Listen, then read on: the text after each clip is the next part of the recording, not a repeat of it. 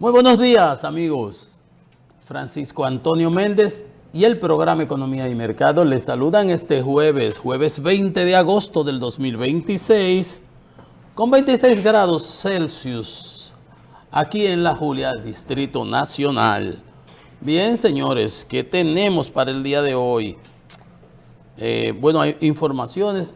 El presidente ratificó en sus funciones al gobernador del Banco Central, Valdés Albizu, algo que era previsible y sabido desde el 20, desde el inicio de gobierno se asumía que iba a ser mi amigo, el catedrático y profesor universitario Pedro Silverio, pero no ha sido posible porque Valdés es la figura en el Banco Central. Y se menciona como Alejandro Sebá, de la Superintendencia de Bancos, que posiblemente sea el amigo Pedro Silverio. Sería una muy buena designación, una persona muy capacitada y una posición muy merecida. Se ha mantenido como asesor económico del Ejecutivo y un hombre de la extrema confianza del presidente. Bueno, esa es la noticia, pero eso no es la noticia, pero no es noticia, porque todo el mundo sabía que Valdés, a menos que decida por salud o lo que sea retirarse, va a ser ahí mi amiga, mi ex jefa y compañera de trabajo, Clarisa de la Rocha, vicegobernadora. Nosotros, Clarisa y yo, hicimos entrenamiento en el Banco Mundial, en el Departamento de Tesoro del Banco Mundial, en Administración de Reservas. Entonces, cuando ella era directora de Internacional y se iba a crear, no existía ese departamento que hoy existe, que es que administra los recursos y coloca las inversiones del Banco Central. Las reservas, esos 15.000 millones que se habla, que tenemos. Ese departamento no existía. Vino una visión del Banco Mundial, nos dio un entrenamiento al personal del Banco Central. Después hicieron una preselección y nos tocó a Clarisa, que era la potencial directora de ese departamento, y a mí, que me recomendaba el banco para que fuéramos a hacer ese curso de altos ejecutivos de administración de reserva. Pues felicidades, que sigan ahí, son garantía de la estabilidad macroeconómica que vive el país, indiscutablemente. Los desvaríos, aunque hay críticas, ¿verdad? La trilogía, tratar de mantener la inflación, el crecimiento económico y el tipo de cambio. Ahora mismo el tipo de cambio está sobrevaluado. El peso, además, hay críticas con relación a lo del crecimiento económico, si las cifras que se dan son o si no son, si coinciden, si se sustentan en los datos realmente económicos, pero bueno, esa es la situación. Eso es por un lado. Por otro, a nivel internacional, ustedes están viendo todas las cuestiones que están sucediendo. Ayer Trump anunció que todos los países que negociaran con Irán iban a ser sancionados, que las consecuencias iban a ser desastrosas. Estamos viendo, señores, en la práctica, es como las cosas que yo digo, como los resultados cuando tú vas a oftalmólogo. Hablando de oftalmólogo, ustedes se habrán dado cuenta que yo, cuando empiezo a hablar, este ojito se me va poniendo chiquitito. Yo tengo aquí unos lentes oscuros, pero no me lo voy a poner porque imagínense ustedes cómo me vería yo. Y estas luces aquí me dan y me afectan bastante. Pero es porque yo me hice unas intervenciones después en este otro ojo. Ustedes habrán visto que ha habido un par de días que yo no he participado en el programa, porque estaba en eso y todavía estoy convaleciente en realidad, posoperatorio. Pero aquí estamos. Entonces ustedes me dan la dispensa, ¿verdad? De que aquí estamos haciendo el esfuerzo. Entonces, cuando tú vas al oftalmólogo, ellos te ponen las letricas y ahí tú dices resultados, señores. ¿Qué les dije? Yo les traje hasta un libro que se llama Premio, sobre la historia del petróleo. Y de ahí les leí, eso fue el lunes 28 de febrero, 28 del año de eso. Y el lunes entonces crecería como 1 de marzo, algo así. o 2 segundos, o 2 de marzo, algo así. Yo les traje el libro aquí, la única vez que vengo con un libro, ustedes no han visto esa vez, y le leí esa parte de cómo había sucedido el derrocamiento del Shah de Irán en 1979, Mohammad Reza Pahlavi, por los ayatolas, y el entonces ayatola Ruhollah Khomeini, entonces el primero, aquel, y cómo ese señor decía, dejen que maten 5.000, dejen que maten 10.000, y era matando en la calle, y 15.000, que ellos verán que la sangre tiene más poder que la espada. Y así lo derrocaron. Y era mortandad y mortandad, y esa gente en la calle, y protestando, y si mataban un grupo y hacían 40 días de duelo y seguían. Digo, usted no sabe con quién se está metiendo. No, porque los presidentes, 47 años, y ninguno ha podido hacer, claro, porque todos tenían sentido común y sabían, conocían la historia. Ah, pero que Donald Trump en una declaración, eso va a ser una excursión. Así pensaba Putin en Ucrania, ya va por 5 años. La excursión y los bombardeos, con bombardeo tú no acabas un régimen. Se habló de armar a los kurdos para que tumbaran, se habló de todos que mataron cantidad de las estructuras militares, pero otras lo sustituían. Usted tiene que conocer la idiosincrasia de quien usted va a enfrentar, y si usted no se asiste de los que conocen de eso, porque eso hay analistas que dicen, esta es una guerra de la ignorancia. No iba a caer el régimen, Netanyahu le metió ese cuento en la cabeza a Donald Trump, hizo que fueran, los objetivos de Netanyahu son otros, guerra permanente, porque cuando él vaya a elecciones se lo van a llevar, y cuando se lo lleven va preso. Cuando lo quiten de ahí, lo saquen de ese primer ministro, de ser primer ministro de Israel, va a tener que responder que tiene cargo pendiente con la justicia de su país, por empezar. Entonces él necesita esa guerra permanente y además objetivos estratégicos que no se alineaban necesariamente con los de Estados Unidos. Marco Rubio estaba opuesto, el de la CIA estaba opuesto, el vicepresidente J.D. Vance estaba opuesto. No, que vamos a bombardear, que vamos a caer el régimen, se van a plegar todo, tenemos la Mossad metida ahí adentro. No ha pasado absolutamente nada. Se han dado 40.000 declaraciones y explicaciones, y lo que ha dejado entrever todo eso es una cosa simple y fundamental y básica en cualquier conflicto y en cualquier acción de la vida. Y es que no había estrategia. Y bombas van y bombas vienen y se le han acabado las bombas, en términos relativos. Y bombardeos y bombardeos. Entonces, ¿por qué Irán ataca a los países vecinos? Claro, porque esa era parte de su estrategia. No va a atacar a Estados Unidos porque no llega ya.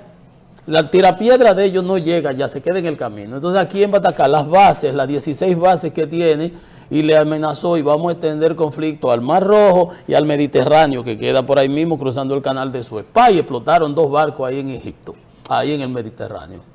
Y los Houthis atacaron barcos aquí de Arabia Saudita en el único canalcito por donde estaban saliendo unos 5 millones de barriles por día. Y obviamente el estrecho de Hormuz cerrado, que todo el mundo sabía que esa era la única. Desde el principio les he hecho la analogía entre David y Goliat.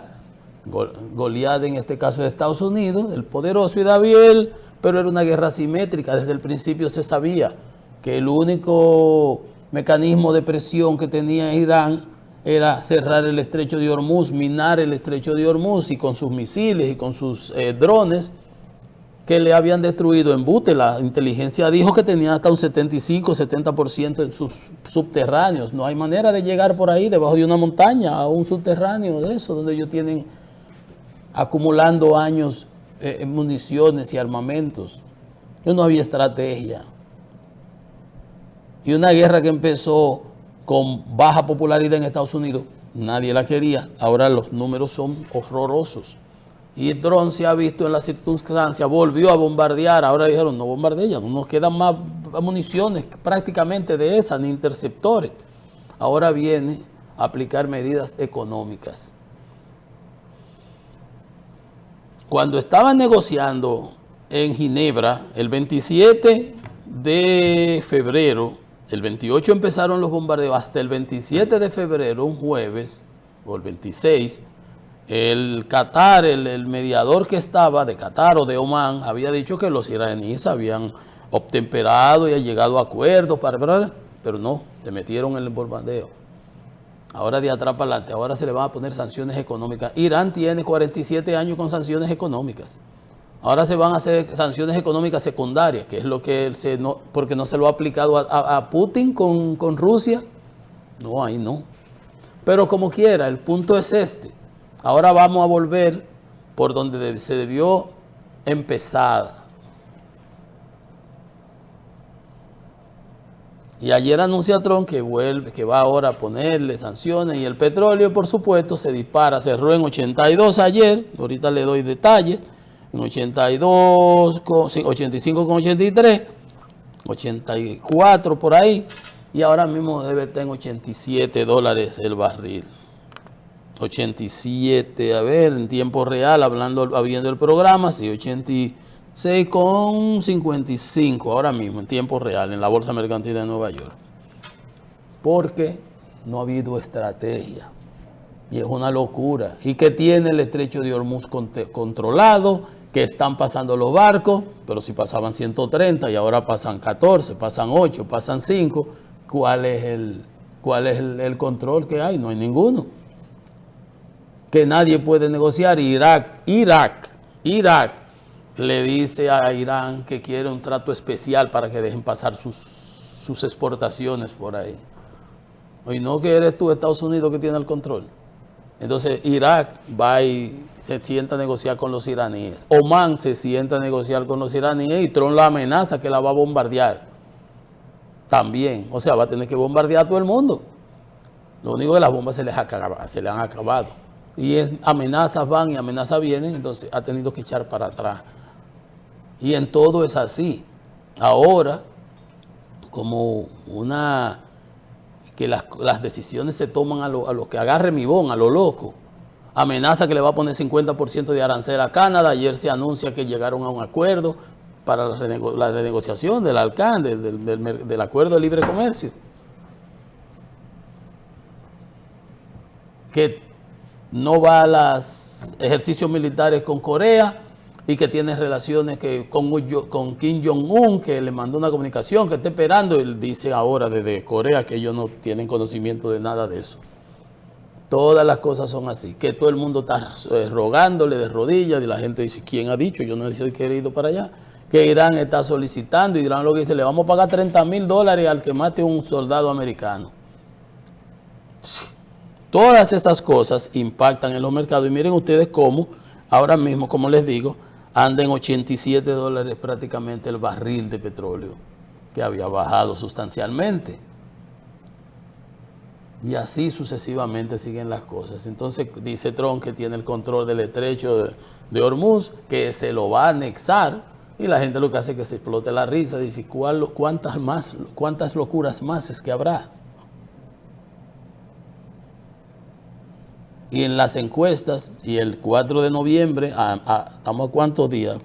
Ahora mismo estamos a 20, 10 días ya estamos en septiembre, octubre, 2 meses, 60, estamos a 70 días de las elecciones, 74 aproximadamente, redondeando, de las elecciones de medio término en Estados Unidos, donde se va a cambiar la estructura de las cámaras de representantes y el Senado. Y los resultados y las previsiones que hay. Ayer, por ejemplo, y eso es bueno que nosotros lo vayamos viendo aquí también, porque ese es uno de los temas que yo manejo permanentemente acá, que si en este mes, en este año, teníamos 83,000 millones de deuda, el año que viene tendremos por lo menos 86,000 más. Y si teníamos 86, el año que viene vamos a estar en los 90,000 millones. Porque va creciendo permanente y seguimos endeudándonos por demás. Le metimos 6,000 millones a la deuda del país en estos 6 meses, 7 meses. ¿Se acuerda que lo conocimos en estos días? Bueno, Estados Unidos llegó ayer a ¿cómo le podemos decir? A la ominosa cifra. A la terrorífica pudiera ser, cifra de 40 trillones la deuda de los Estados Unidos. 40 trillones. Ustedes saben que trillones, ya aquí manejamos esos términos siempre. Esos son 40 millones de millones. Ayer llegó a los Estados Unidos porque la deuda va creciendo. A cada rato hay que estar emitiendo y las deudas a los bonos del tesoro. Por eso era que yo les decía, Estados Unidos, cuando él salió con su Liberation Day, que le metió impuesto a todo el mundo, ¿acuerdan aquella vez, el 25 de abril, el año pasado, que tuvo que echarlo para atrás porque los bonos del tesoro se le cayeron el precio y se dispararon la rentabilidad, la tasa de interés que había que pagar? Imagínense usted que hay que pagar por esos 40 mil millones y suba un 1% la tasa de interés, o una décima de por ciento. Eso son miles de millones. Ahora mismo se está gastando más en pago de intereses que hasta en defensa. Estamos en la misma situación de nosotros aquí, que ahora el pago de los intereses está superando, está alcanzando y va a pasar el año que viene el 4% de educación, porque seguimos endeudándonos. 40 millones de dólares deben los Estados Unidos. Llegó ayer a esa cifra por la velocidad de endeudamiento del gobierno americano. Pero no podía ser de otra manera. Cuando Donald Trump llega, es de 36 millones, trillones. Y con el paquete, su Beautiful Bill, como él le llamó, su presupuesto de este año, se le redujeron los impuestos a los ricos, se quitaron los Medicaid, el cupones de comida a los pobres y un sinnúmero de cosas más. Pero al final del día, eso es lo que iba a hacer, es reensanchar el déficit fiscal de los Estados Unidos, que se sustenta endeudándose, como aquí. 40 trillones de dólares, por eso están los mercados. Ahorita vamos a ver, tuvo que intervenir para apuntalar el euro, comprando bonos del tesoro de allá, porque no le conviene. Entonces, todas esas cosas están en el panorama internacional. Y vamos ahorita a algunos detallitos más, pero son los mayores titulares que pudiéramos plantear para, digamos, comentarios que vamos a hacer en el día de hoy. Pero aquí, ya les decía, siguen los comentarios de las declaraciones del ex jefe de la policía, director de la policía, como le llaman ahora.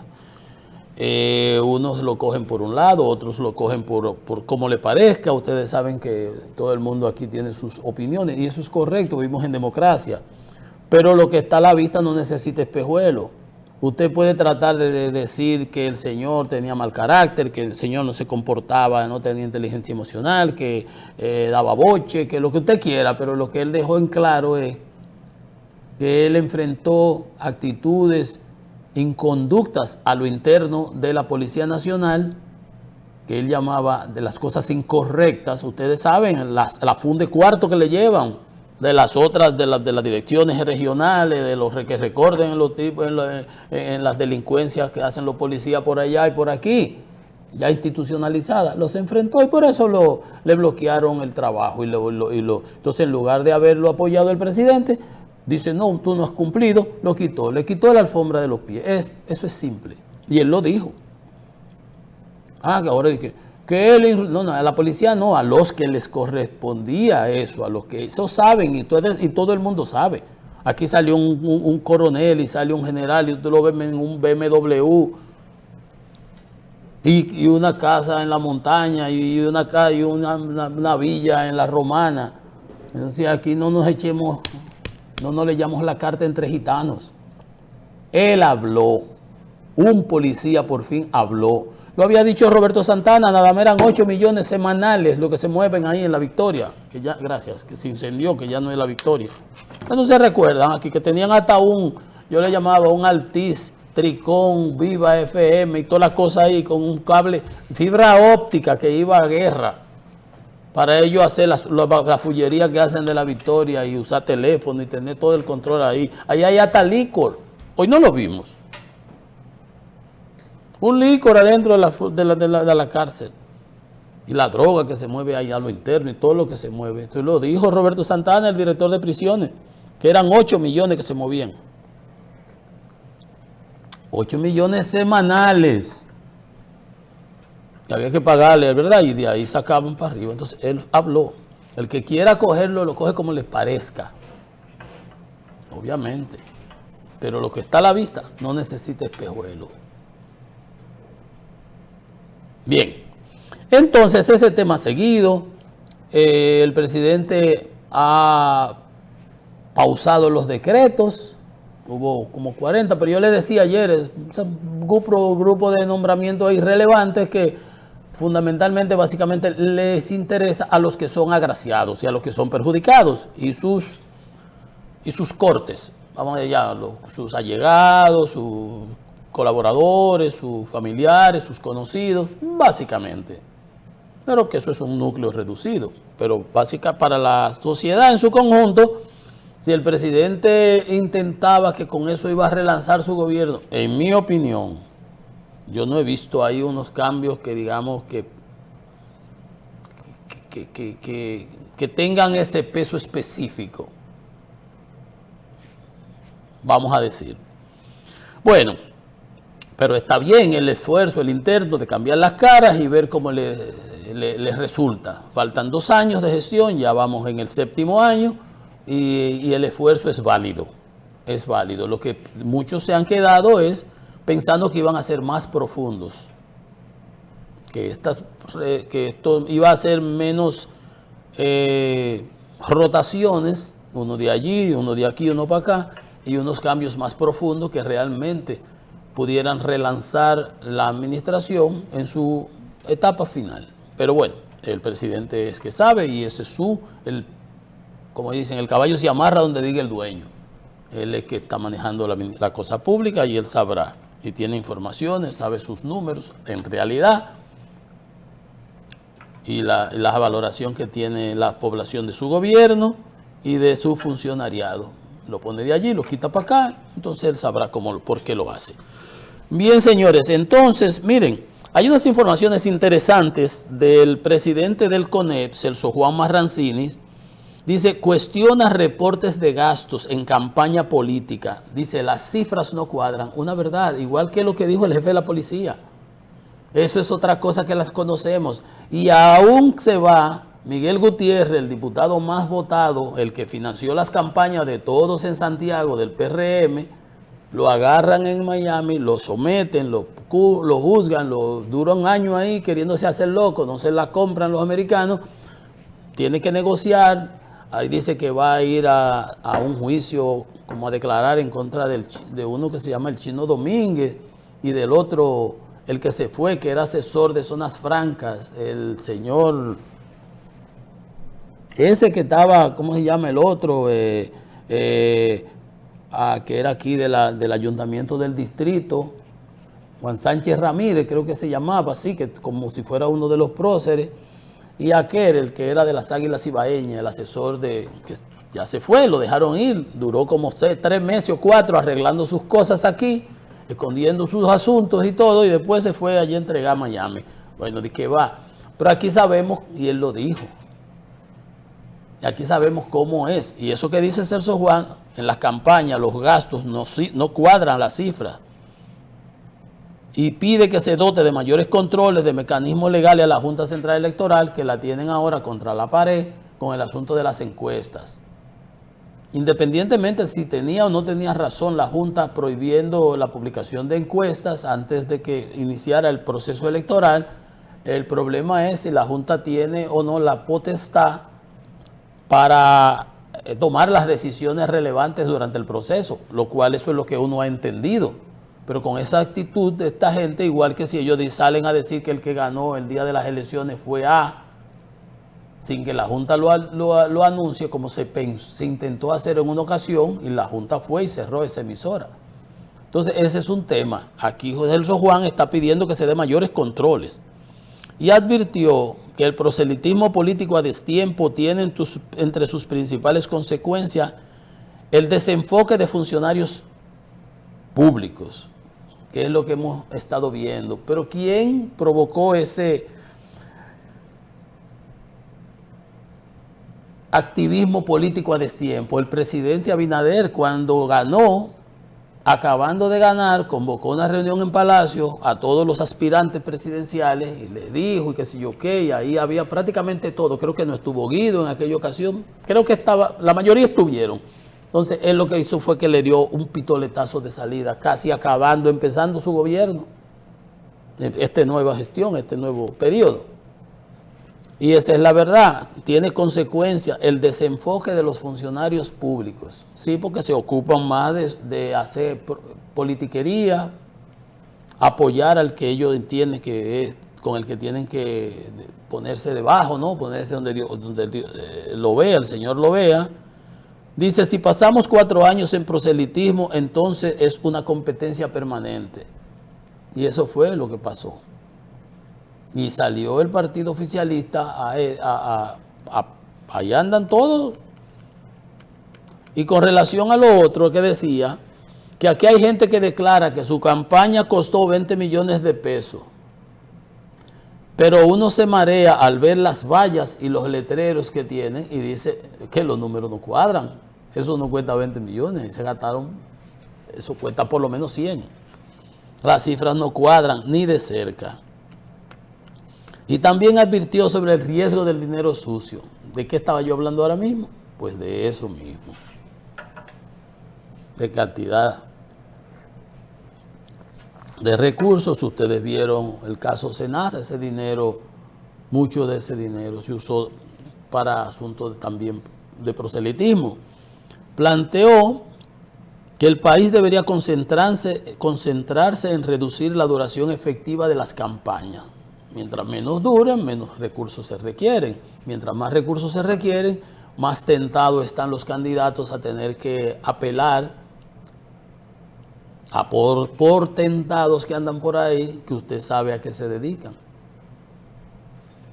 Y establecer controles más rigurosos sobre la procedencia del financiamiento político. A su juicio, la fiscalización, estamos hablando del presidente del CONEP, no debe limitarse a determinar cuánto gastan los candidatos, sino también a establecer de dónde provienen esos recursos. Porque aquí hablamos de una ley de lavado de activos y todo ese tipo de cosas. Entonces, nada pasa. Tenemos que concentrarnos en acortar el tiempo de campaña y fiscalizar de dónde provienen los recursos. Eso es básico. Porque entonces no nos podemos quejar de que entonces tenemos un Congreso lleno de gente de esta y esta y de este tipo. Porque no hemos hecho nada para evitarlo. Y las experiencias abundan. Oye, ahí no hubo un diputado que fue a buscar a aquel que agarraron preso, que era de un asunto de barrial, que era funcionario del gobierno, apellido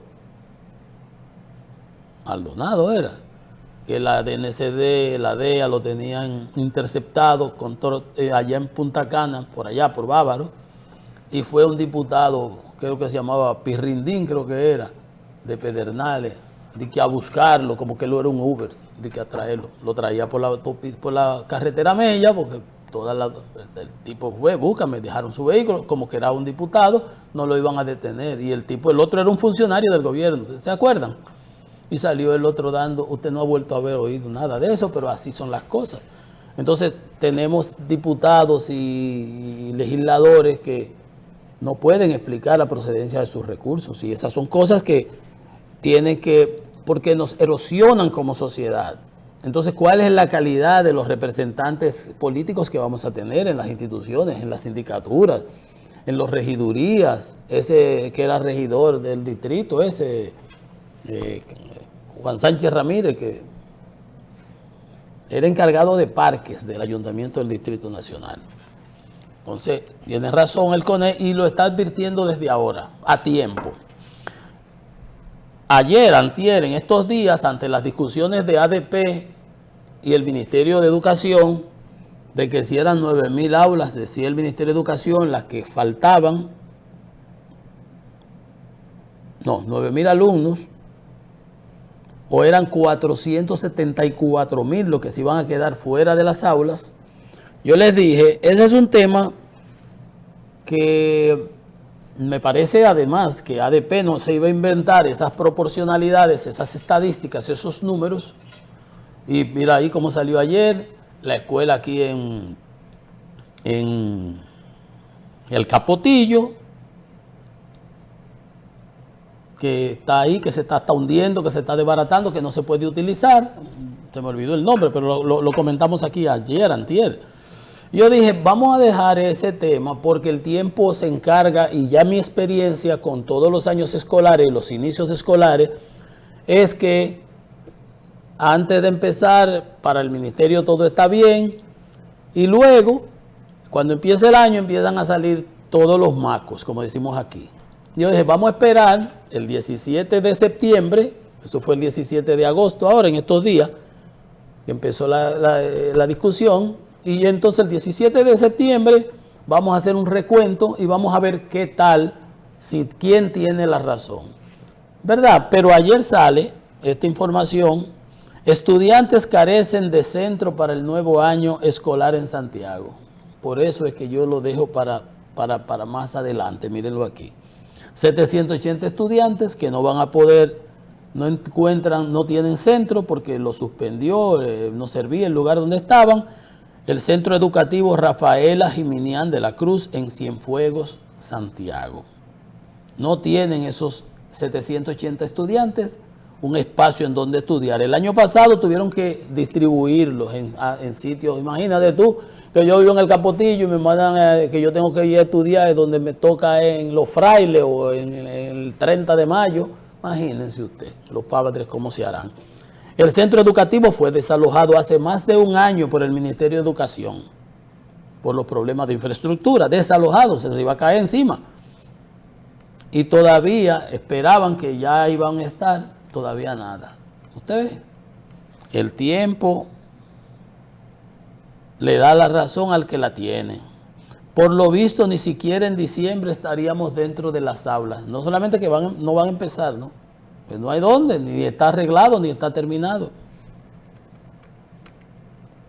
Cuestionó la persona que denuncia, que además es educativo de allá, el incumplimiento de los compromisos asumidos por las autoridades de infraestructura educativa.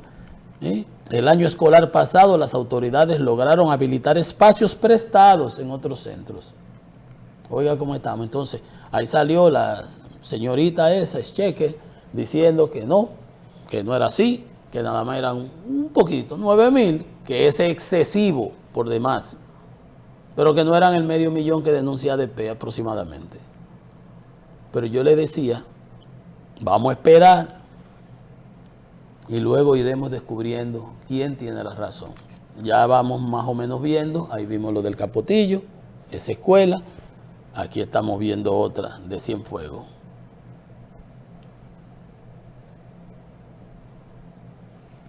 Sea usted el jurado. Una pausa, esto es Economía y Mercado.